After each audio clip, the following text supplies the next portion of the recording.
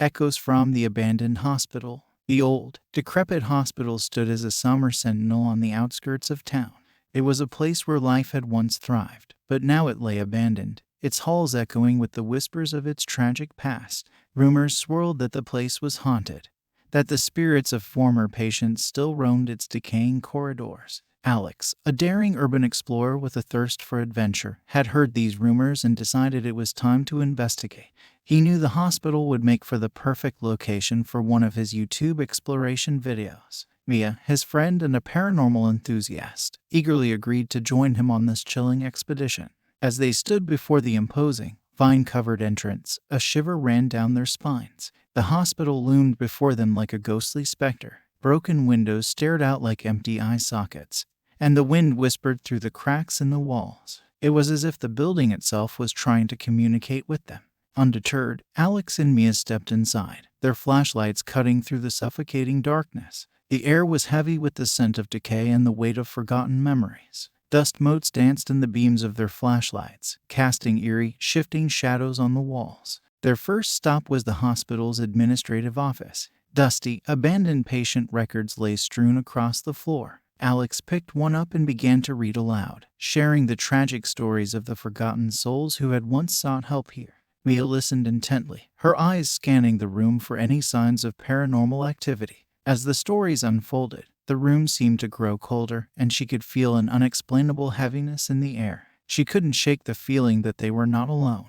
Determined to uncover the hospital's secrets, they pressed on, their footsteps echoing through the darkened corridors. They found themselves in the surgery room, where rusted surgical instruments lay haphazardly on the blood-stained floor. As they explored the room, the temperature dropped drastically. Alex's breath formed misty clouds in the frigid air. Suddenly, they heard it, a faint, echoing sound that sent shivers down their spines. It was the sound of a child crying, a haunting wail that seemed to emanate from the very walls themselves. Mia pointed her flashlight towards a corner of the room, where a flicker of movement caught her eye. The shadows seemed to coalesce into a faint, ghostly figure, a child, no older than 5 or 6, with hollow eyes and pale, translucent skin. The child's cries grew louder, filling the room with an unbearable sadness. Alex and Mia were frozen in terror as they watched the ghostly figure move towards them, its ethereal form passing through the surgical table as if it were nothing but smoke. Mia, ever the paranormal enthusiast, couldn't help but try to communicate with the spirit.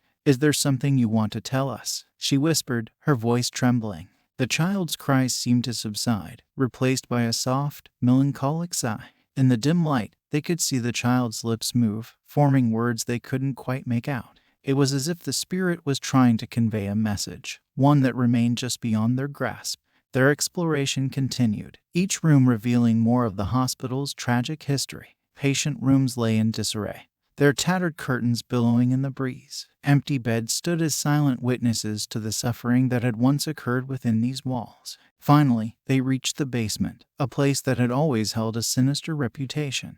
The air grew even colder as they descended the creaking stairs. The basement seemed to stretch on forever, its narrow hallways filled with a suffocating darkness. As they ventured deeper, their flashlights revealed something that sent chills down their spines, a mass unmarked grave, its contents hidden beneath a layer of dirt and debris. The earth seemed to tremble with the weight of the lost souls that lay beneath. It was then that Alex and Mia understood the hospital's tragic secret. These restless spirits were the patients who had never left, their souls trapped within the decaying walls, seeking the closure they had been denied in life. Mia approached the grave and whispered a heartfelt message, her voice quivering with emotion.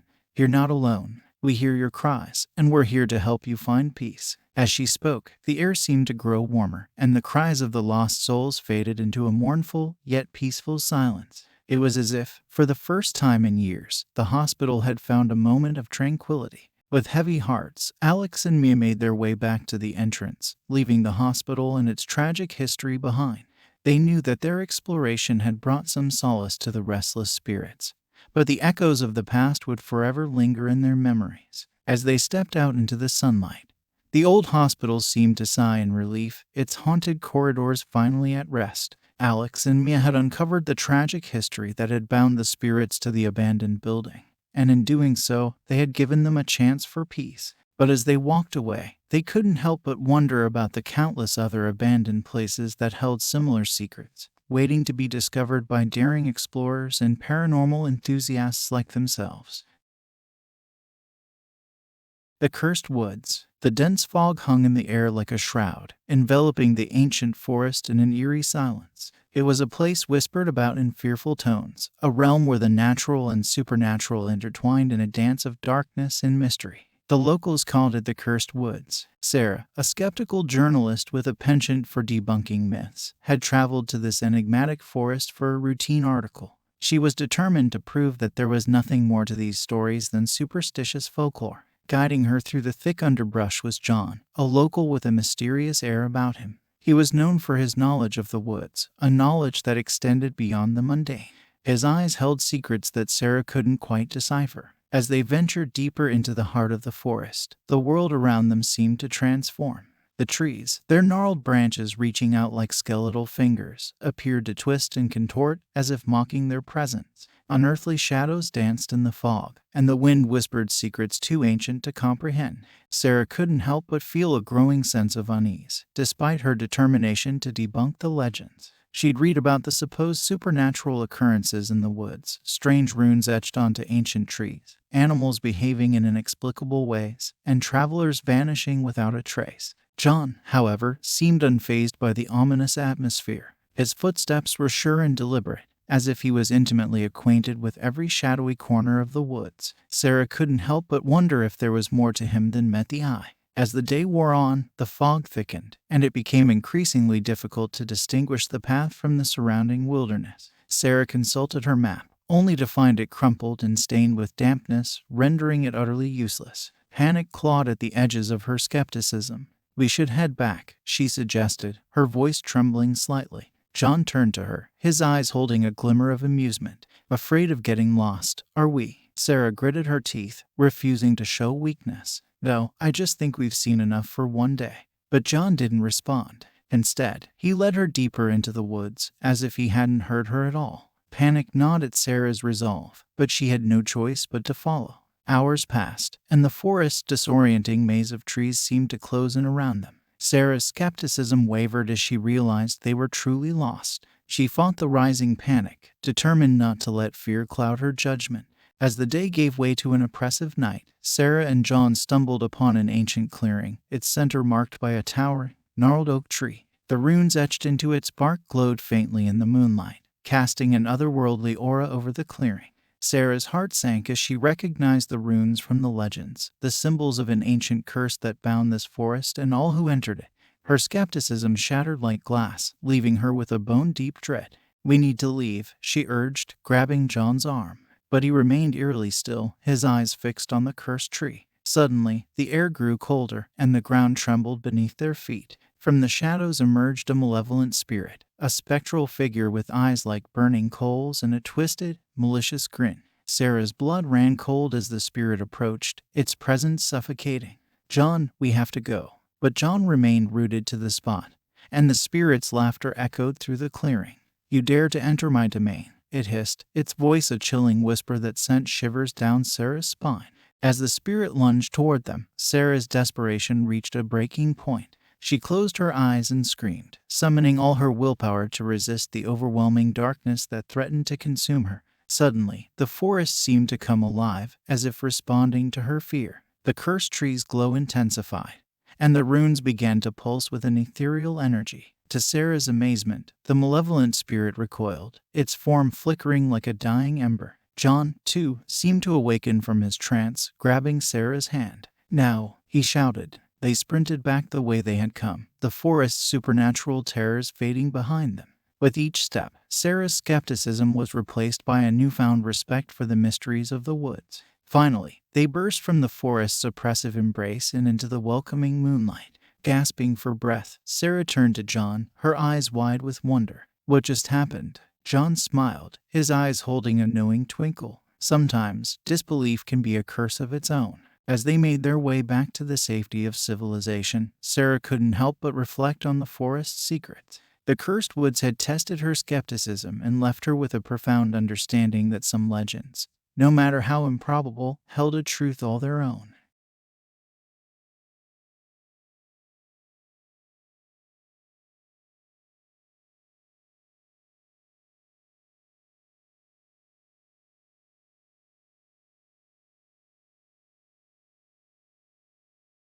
And so, the mysteries of the cursed woods remained, an enigma waiting to challenge the next skeptic who dared to venture into its depths.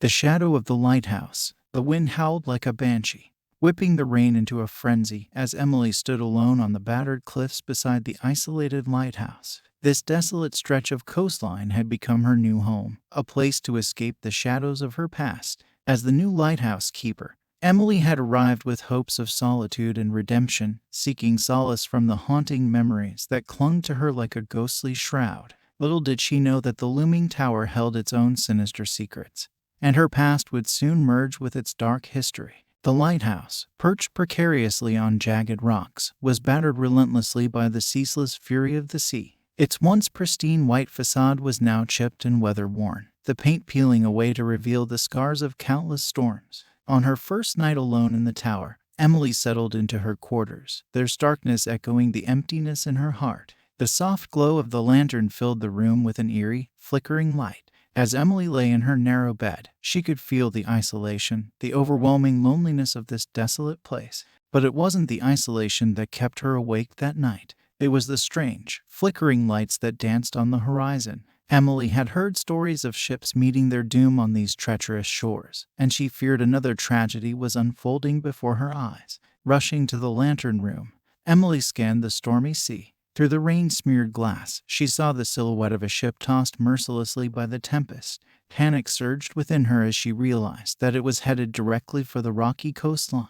Desperation drove her to grab the signal lantern and send out a warning. She knew she was their only hope, the lone guardian of this perilous stretch of coast. The light from the lighthouse cut through the rain and fog, a beacon of salvation to guide the lost ship. As Emily watched, the ship's crew worked frantically to steer it away from the impending disaster. It was a battle against nature's fury, and in that moment, Emily felt a strange connection to the mariners. She knew what it meant to fight against the relentless tides of fate. With a final, desperate maneuver, the ship managed to change course just in time. It veered away from the rocks and disappeared into the storm, the danger averted. Emily felt a surge of relief and watched as the flickering lights of the ship faded into the night. But as she turned to leave the lantern room, a chilling sight greeted her. In the darkness beyond the glass, she saw shadowy figures moving, silhouettes that seemed to be beckoning to her. Emily's heart pounded in her chest as she realized that no one else should be on this storm-battered cliff. She descended the narrow staircase, her lantern casting long, eerie shadows on the stone walls. As she reached the base of the tower, Emily found herself in the keeper's quarters again, but something was different.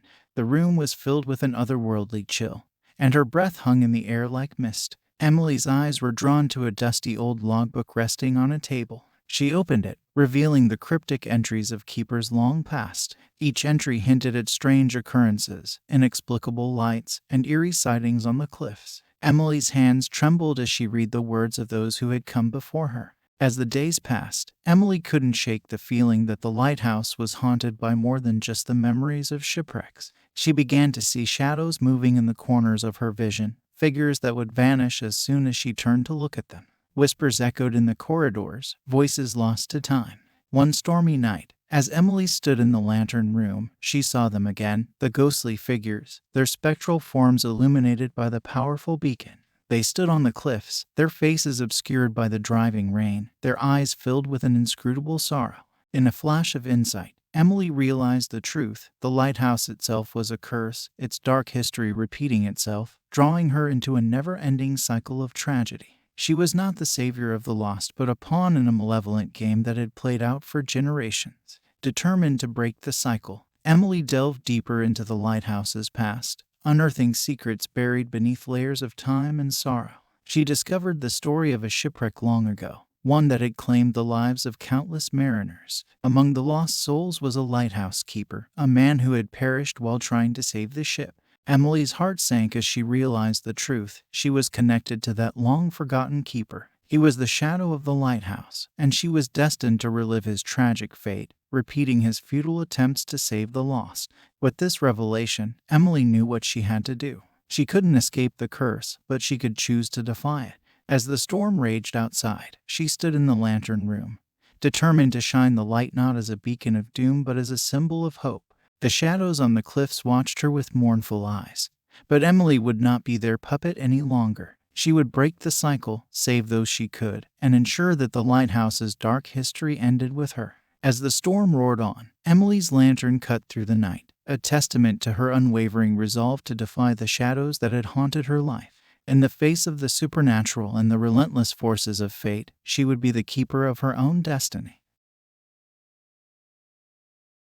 Whispering walls of the manor. The ancient manor loomed over the landscape, its sprawling form casting long shadows as the sun dipped below the horizon. For centuries, it had stood as a silent witness to the passage of time, its walls hiding secrets as old as the land itself. Thomas, a historian with a penchant for unraveling mysteries of the past, had come to the manor in search of answers. Eliza, a descendant of the manor's original owners, had reluctantly agreed to assist him. As they stood before the imposing structure, its stone walls seemed to whisper secrets that danced on the wind.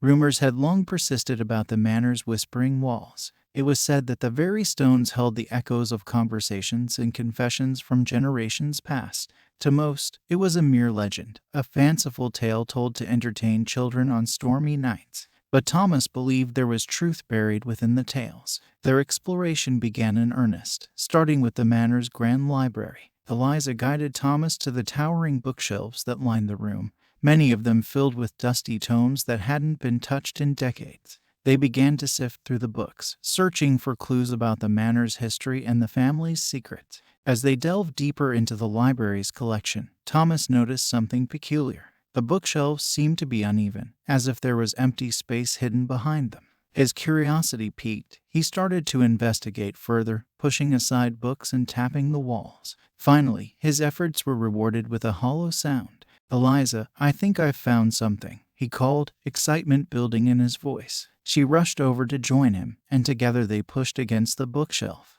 With a soft creaking, the entire section swung outward, revealing a hidden passage. The flickering candlelight cast eerie shadows as they descended into the depths of the manor. The air grew colder, and their breath hung in front of them like specters. Thomas and Eliza found themselves in a hidden chamber, its walls adorned with portraits of long-dead ancestors, their eyes seemingly following their every move. The chamber was filled with antiquities, a collection of heirlooms and artifacts that had been long forgotten. Among the treasures, Thomas discovered a letter, its parchment yellowed with age. It was a confession, written by one of Eliza's ancestors, detailing a dark secret that had haunted the family for generations. As he read the words aloud, the manor seemed to come alive with whispers. The walls themselves appeared to sigh with relief, as if the burden of carrying this long-held secret had finally been lifted. Eliza's eyes welled with tears as she realized the weight of her family's history. But the discovery of the confession was only the beginning. Thomas and Eliza's quest led them deeper into the manor, uncovering hidden rooms and secret passages that defied logic. It was as though the manor itself was guiding them, revealing its darkest corners. In one room, they found a chest filled with letters and diaries, each one offering a glimpse into the lives of those who had called the manor home. These writings told stories of love, betrayal, and tragedy, further cementing the manor's reputation as a place of whispered secrets. As they explored, they became aware of a presence, a ghostly figure that seemed to be watching them. Eliza recognized the spectral apparition as an ancestor from the portraits, a tormented soul condemned to wander the manor for eternity. The ghostly ancestor beckoned them to a hidden chamber deep within the manor, where they discovered a locked chest. With trembling hands, Eliza produced a key she had found in one of the diaries. As the chest creaked open, they found a collection of vengeful spirits, bound by a curse that had plagued the family for centuries. The ancestor explained that their discovery of the confession had finally allowed the truth to come to light, breaking the curse that had trapped them within the manor's walls. With a sense of peace and gratitude, they slowly faded away, leaving the manor in silence. As the last ghostly whisper faded, Thomas and Eliza felt a profound sense of closure. The manor's walls, once filled with secrets, had finally revealed their truths. Eliza's family, burdened by a history of deceit and tragedy, could now rest in peace. They emerged from the manor, the night air feeling lighter, the shadows less menacing. The ancient structure stood as a testament to the power of the past, a reminder that some secrets were destined to be uncovered. And though the manor's walls still whispered, they were no longer haunted by the weight of unspoken truths. The Forgotten Subway. Beneath the bustling city, a labyrinth of forgotten tunnels and disused stations lay hidden from the world above. In the heart of this subterranean world, Mark, an adventurous graffiti artist, and Lena, a local blogger with a penchant for uncovering hidden stories, found themselves drawn to a place that most had long forgotten: the abandoned subway station. The air in the station was damp and heavy, as though the weight of decades had settled upon it. Flickering fluorescent lights cast eerie shadows on the peeling posters and graffiti-covered walls. Mark and Lena, armed with flashlights, ventured deeper into the darkness, their footsteps echoing through the empty platform. As they explored, Mark couldn't resist the urge to leave his mark on this forgotten place. With a can of spray paint, he began to create a masterpiece on one of the station walls. His art depicted a roaring locomotive speeding down the tracks, trailing a rainbow of colors behind it. Lena watched in awe as the graffiti came to life before her eyes, a stark contrast to the decaying surroundings. But as Mark continued to paint, he noticed something strange, a message etched into the wall beneath his own artwork. It was as though the subway station itself was trying to communicate with them. The message told a haunting tale of a tragic subway accident that had occurred many years ago, claiming the lives of countless passengers. Lena, captivated by the newfound story, began to research the incident on her phone. The more she delved into the archives, the clearer the chilling details became. It was as though the subway station was guiding them, urging them to uncover the truth. As Mark and Lena delved deeper into the station, they became aware of an eerie sound, a distant, mournful wail that echoed through the tunnels. It was the unmistakable sound of a train, and it sent shivers down their spines. But this was no ordinary train. It was the spectral remnants of the ill-fated subway from years past. With trembling hands, they followed the sound, deeper into the labyrinthine tunnels. The station seemed to come alive with ghostly apparitions, passengers dressed in vintage clothing, their faces etched with a profound sadness. They were the lost souls of the tragic accident, forever trapped in the purgatory of the forgotten subway. Lena tried to communicate with the spirits, asking them questions about the accident, but they remained silent, their mournful eyes fixed on the distant tracks. It was as though they were reliving the moments leading up to their untimely demise, unable to escape the loop of their tragic end. Mark and Lena continued their exploration, uncovering more graffiti that told the stories of the subway passengers. Each piece of art revealed a snippet of their lives, their hopes, and their dreams. It was a chilling reminder that beneath the surface of the city, a world of untold stories and forgotten lives lurked. But as they ventured deeper into the subway's depths, they realized that the spirits were trying to communicate with them through the graffiti. The messages on the walls became clear, forming sentences and pleading for help. It seemed that the lost souls were trapped in a never-ending cycle, unable to find peace. Driven by a desire to help these tormented spirits, Mark and Lena began to respond to their messages, adding their own graffiti to the walls. They offered words of solace and understanding, hoping to break the cycle that had bound the lost souls for so long. As they continued to communicate, the subway station seemed to respond. The mournful wail of the spectral train grew softer, and the ghostly passengers began to fade away, their faces finally showing a glimmer of peace. It was as though Mark and Lena had given voice to the voiceless, allowing the forgotten souls to find redemption. With their mission complete, Mark and Lena made their way back to the surface, leaving the abandoned subway station behind. The once eerie and haunted tunnels now felt strangely serene, as though the spirits had finally found the peace they had long sought. Their journey had been one of discovery, not only of the forgotten subway but also of the untold stories that lay hidden beneath the surface of the city. As they emerged into the bustling world above, Mark and Lena couldn't help but wonder how many other secrets were waiting to be uncovered, hidden in the shadows and graffiti of the forgotten places below. The Desolate Farmhouse. The farmhouse stood, seemingly frozen in time, surrounded by fields that had long been neglected. Laura, an ambitious real estate agent, gazed at the aging structure, a charming facade that had seen better days. She had brought Mr. Henderson, her client, to see the property, convinced it was the perfect investment. "It's got so much potential," Laura said, her enthusiasm clear. "Just a little bit of renovation, and this place could be a dream home."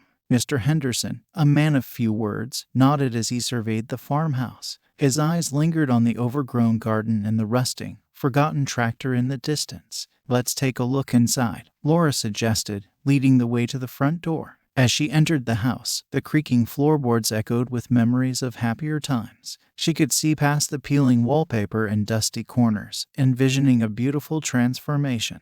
While Laura was busy taking note of the property's potential, Mr. Henderson wandered into the living room.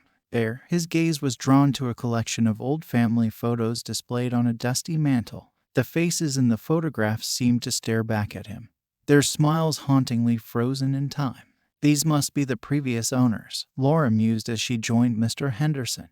They must have cherished this place. But as Mr. Henderson examined the photographs, he couldn't help but notice something strange. In every picture, the people appeared more and more gaunt, their smiles gradually fading into expressions of despair. It was as though the farmhouse itself had drained the life out of them. That evening, after Laura and Mr. Henderson had left the property, a sense of unease settled over the farmhouse. The once silent fields came alive with whispers carried by the wind, secrets long buried beneath the soil. As darkness descended, Laura received a call from Mr. Henderson. His voice was shaky, his words disjointed. He claimed that the farmhouse was not what it seemed, that something malevolent lurked within its walls. Laura dismissed his fears as mere superstition, urging him to get some rest. But as the night wore on, Laura found herself unable to sleep. She tossed and turned in her bed, her mind filled with images of the haunted farmhouse. She couldn't shake the feeling that something was terribly wrong. A sudden noise startled her, a distant, mournful wail that echoed through the stillness of the night. It was the sound of a mournful wind, or so she thought. But then, as if in response, the floorboards outside her bedroom door began to creak, slowly and deliberately.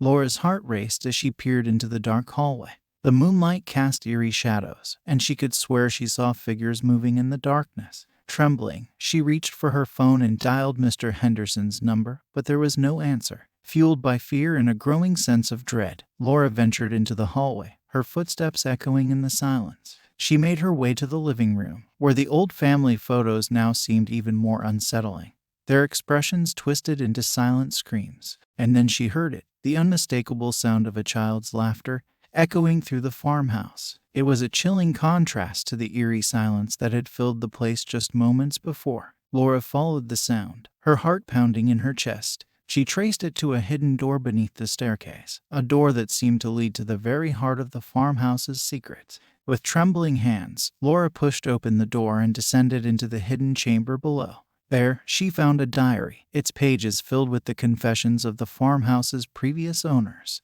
They spoke of greed, of dark rituals, and of a malevolent presence that had consumed their souls. As she read, Laura felt a presence behind her, a cold breath on the back of her neck. She turned to find Mr. Henderson standing there, his eyes empty and lifeless. His true identity was revealed. He was the embodiment of the evil that had plagued the farmhouse for generations. With a malevolent smile, Mr. Henderson lunged at Laura, his grip tightening around her throat. She struggled to break free, the diary falling from her hand. But just as she was about to lose consciousness, the farmhouse itself seemed to come alive. The forgotten spirits of the farmhouse, the souls of its previous victims, emerged from the shadows, their faces twisted with rage. They surged forward, overwhelming Mr. Henderson and tearing him away from Laura. In the chaos that followed, Laura managed to escape the farmhouse, her breath ragged and her body trembling. She knew that the evil that had lurked within those walls had been defeated, but the farmhouse would forever bear the scars of its dark history. As Laura left the property, she couldn't help but wonder if the farmhouse's secrets had truly been buried or if they would continue to haunt the land for generations to come. The idyllic facade had crumbled, revealing the grim history that lay hidden beneath the surface, a history that would forever be etched in the desolate farmhouse's walls. The lost village of the damned. Deep in the heart of the mist-shrouded mountains, there was a place whispered about in hushed tones, a village that had vanished from maps and memory, a village where the damned souls of its inhabitants were said to be trapped for all eternity. Some called it a legend, while others insisted it was a curse best left unspoken. Daniel, an adventurous filmmaker with a taste for the unknown, had heard the stories and felt an irresistible pull towards the mystery of the lost village. He gathered a crew of brave souls, each eager to capture the enigma on film. As they ventured deeper into the mountains, the mist grew thicker, wrapping around them like a shroud. The air was heavy with an oppressive silence, and the crew's footsteps echoed eerily through the desolate landscape.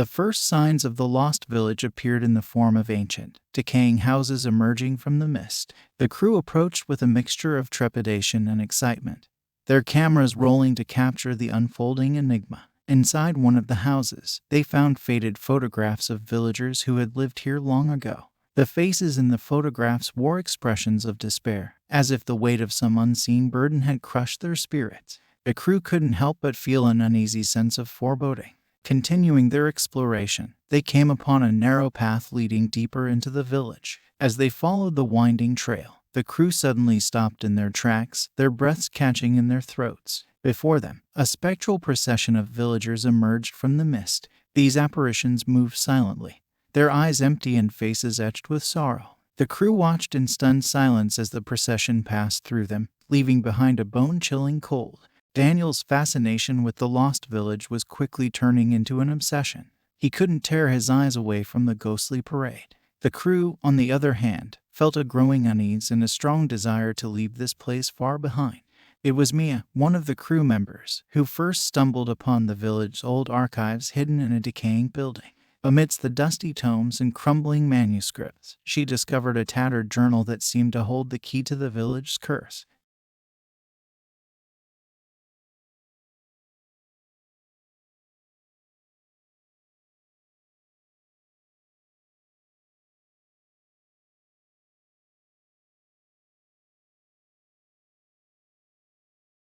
As Mia read aloud from the journal, a series of mysterious symbols etched into the pages began to glow with an eerie light.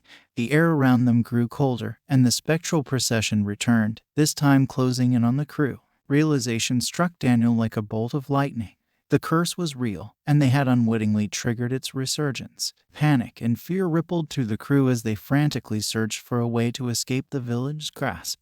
But escape seemed impossible. The curse held them in its icy grip, and the village itself seemed to come alive with malevolent intent. Houses creaked and groaned, and the ghostly villagers drew closer, their empty eyes fixated on the intruders. As the crew fought to break free, they could feel the curse tightening its grip, slowly turning them into ghostly residents of the lost village. Their screams echoed through the mist, a chilling testament to their fate. In a desperate bid for survival, they raced towards the village's edge, their footsteps fading as the curse consumed them. The mist swallowed them whole, leaving the lost village to once again vanish into obscurity. No one would ever know what had happened in those cursed mountains, and the lost village would remain hidden, its tragic tale known only to those unfortunate enough to stumble upon its haunting secrets. The mist would continue to shroud its mysteries, a warning to all who dared to seek what was best left lost.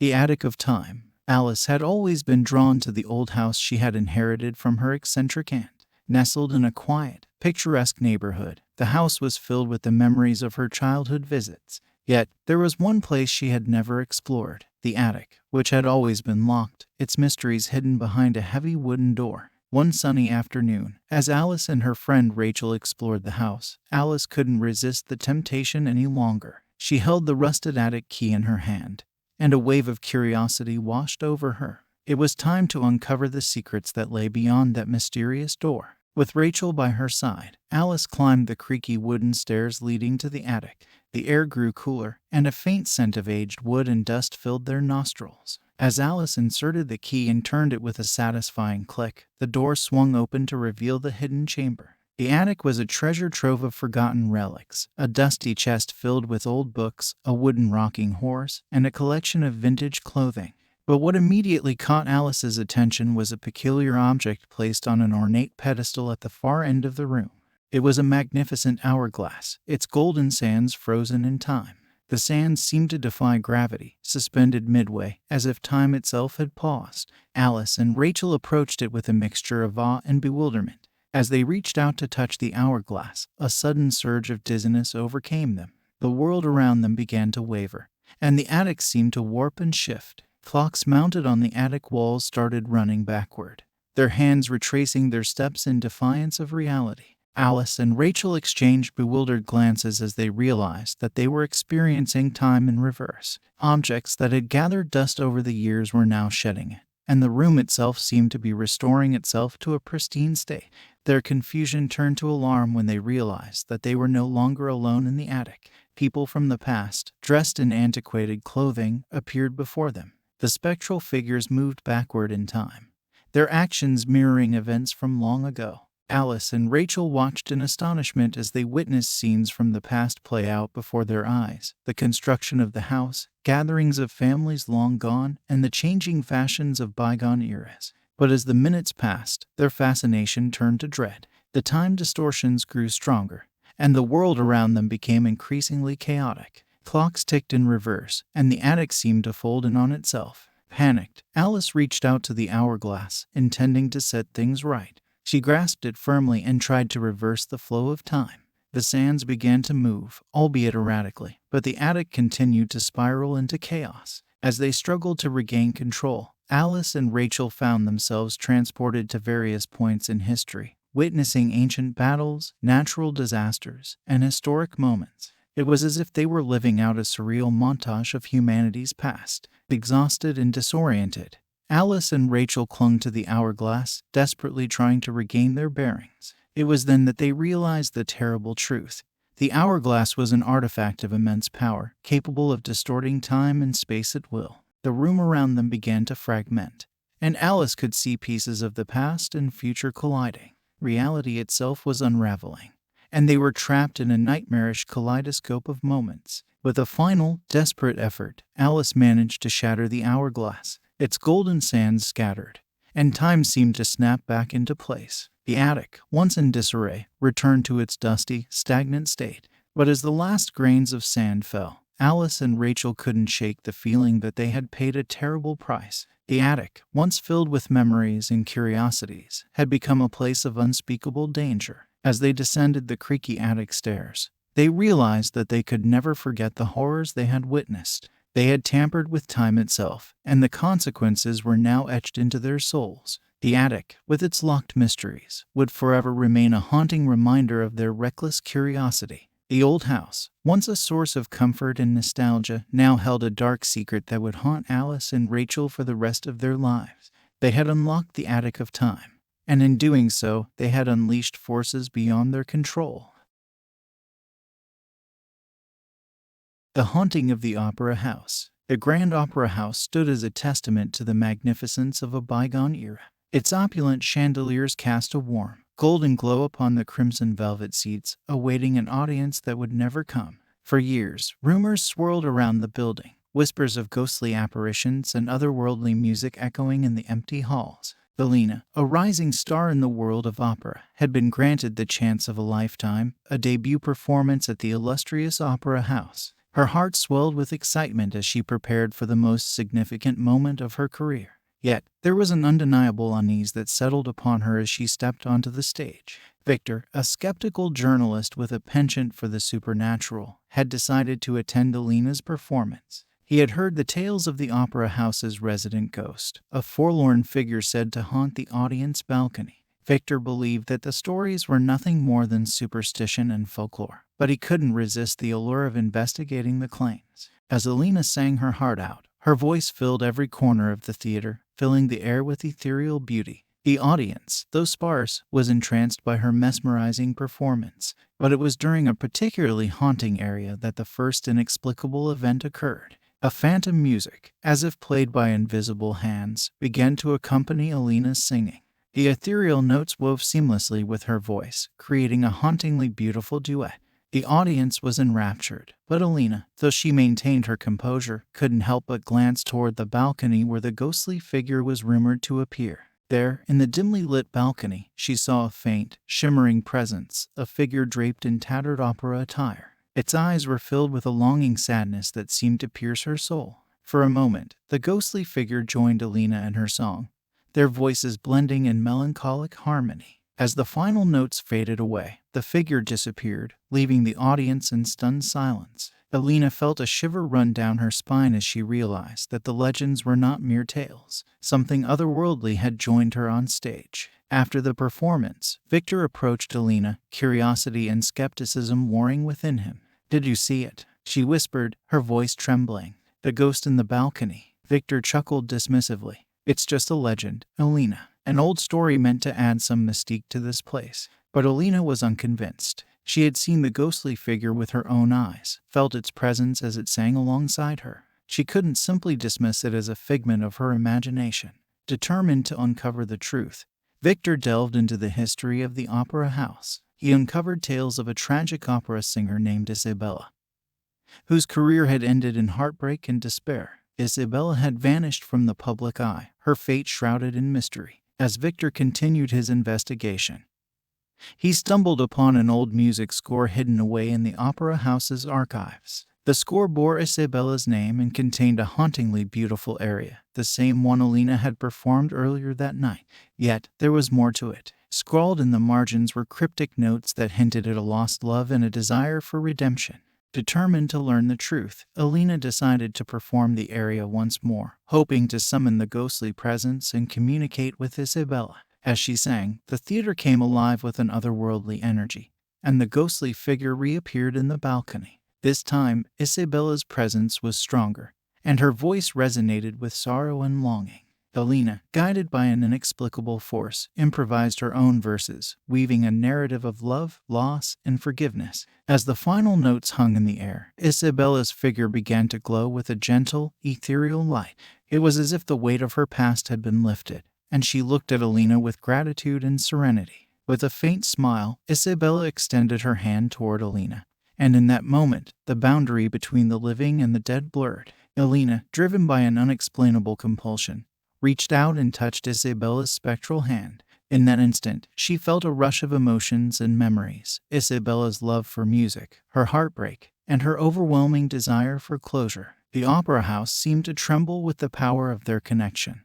And then, in a brilliant burst of light, Isabella's spirit dissipated into the ether, leaving behind a profound sense of peace. The audience, who had witnessed the entire extraordinary performance, erupted into thunderous applause. Alina had not only showcased her incredible talent, but had also provided closure to a long-suffering soul. As the final echoes of applause faded, Alina and Victor exchanged knowing glances. The opera house would no longer be haunted by the restless spirit of Isabella. Instead, it would be remembered as the place where a talented young opera star had bridged the gap between the living and the dead, offering a long-lost soul the chance to find solace and move on. The Grand Opera House, once marred by ghostly legends, had finally found its peace, and Alina had uncovered the haunting truth behind its mysteries.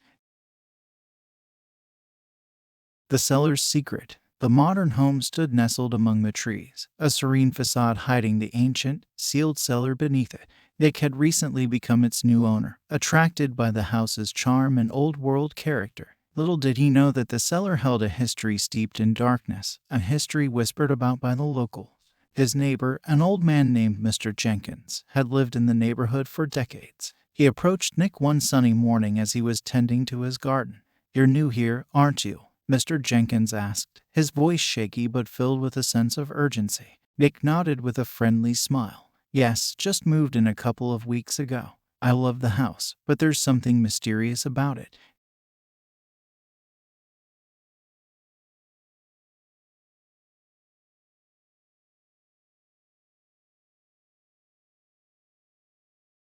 Nick was taken aback. "Yes, it does. It's been sealed for as long as I can remember. Do you know anything about it?" Mr. Jenkins sighed heavily. "I knew this day would come. That cellar hides the secrets of an ancient society, a society that dabbled in the dark arts and conducted sinister rituals." Nick raised an eyebrow, intrigued by the old man's tale. "You can't be serious." Mr. Jenkins' eyes bore into Nick's. "I've heard stories, whispers from the past. They say that Cellar holds the key to their forbidden knowledge. But be warned, Nick, some things are better left undisturbed." Curiosity gnawed at Nick, and his mind filled with thoughts of the cellar. As days turned into weeks, the temptation became unbearable. He decided to investigate, convinced that the old man's stories were merely superstitions. One evening, when the world outside was shrouded in darkness, Nick descended into the cellar. The air was heavy with the weight of secrets as he cautiously pushed open the sealed door. Ancient symbols adorned the cellar walls, their meanings lost to time. In the dim light, he could make out rows of dusty books, strange artifacts, and curious-looking symbols etched on the floor. As he delved deeper into the cellar, he discovered a hidden chamber, its entrance concealed behind a heavy curtain. The chamber was illuminated by the soft, flickering light of candles, casting eerie shadows on the walls. In the center of the room, a stone altar bore the marks of countless rituals. Nick couldn't contain his curiosity any longer. He began to decipher the texts, uncovering cryptic knowledge about a secret society that had once thrived in the very heart of his home.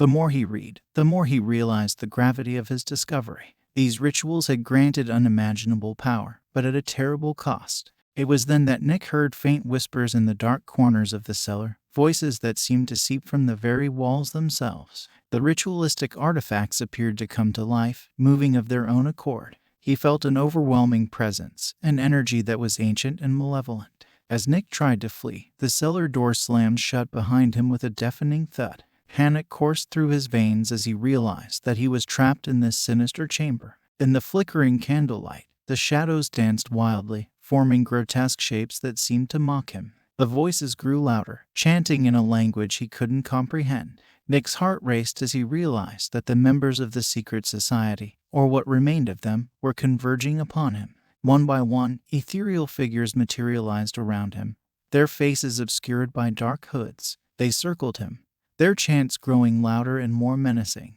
As the ritual reached its climax, Nick knew that his life hung in the balance. Suddenly, the realization struck him that the power he had discovered came at a price he was unwilling to pay. In a desperate bid for survival, he reached for the symbols etched on the floor, erasing them with trembling fingers. The moment he disrupted the symbols, the room trembled with rage, and a deafening, otherworldly scream filled the air. The figures recoiled in anguish, their spectral forms dissolving into the shadows. The oppressive darkness lifted, and Nick was left standing alone in the now silent cellar. The door slowly creaked open, allowing him to escape the sinister chamber. He rushed back upstairs, his heart pounding, and sealed the cellar door once more, vowing never to disturb its secrets again. As dawn broke, Nick stood outside the house, watching the sun rise over the horizon. The old man, Mr. Jenkins, approached him with a knowing look. Nick had uncovered the cellar's secret, but he had also made a choice, the choice to let the past remain buried, to protect himself and the world from the malevolent forces that lurked below. The modern home had been his sanctuary, and Nick had emerged from the darkness with a newfound respect for the power of the unknown. Some secrets were better left undiscovered, and the cellar's secret would forever remain locked away, hidden from the world.